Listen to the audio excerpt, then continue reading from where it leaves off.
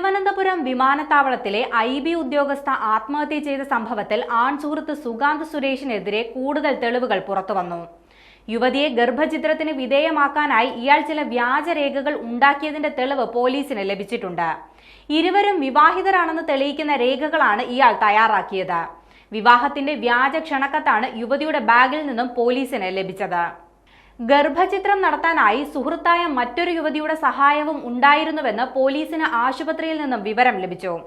ജൂലൈയിൽ തിരുവനന്തപുരത്തെ സ്വകാര്യ ആശുപത്രിയിൽ വെച്ചാണ് യുവതിയെ ഗർഭചിത്രത്തിന് വിധേയയാക്കിയത്. ഇതിനുശേഷം സുഗാന്ത് വിവാഹത്തിൽ നിന്നും പിന്മാറുകയായിരുന്നു.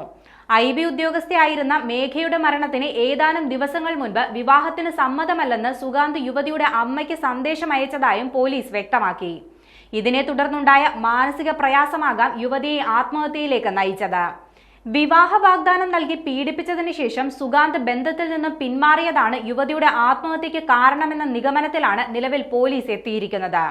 നേരത്തെ തന്നെ സുഗാന്തിനെതിരെ പോലീസ് ബലാത്സംഗ കുറ്റം ചുമത്തിയിരുന്നു.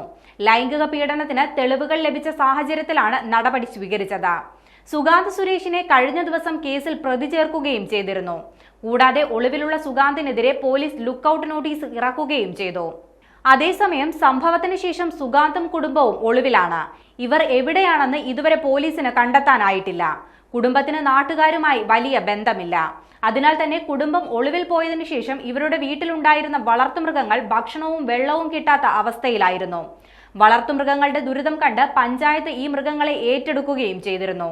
8 പശുക്കളെയും റോഡ്വീലർ ഇനത്തിൽപ്പെട്ട നായയെയും ധാരാളം കോഴികളെയും സുഗാന്തിന്റെ വീട്ടിൽ നിന്നും പഞ്ചായത്ത് ഏറ്റെടുത്തിരുന്നു.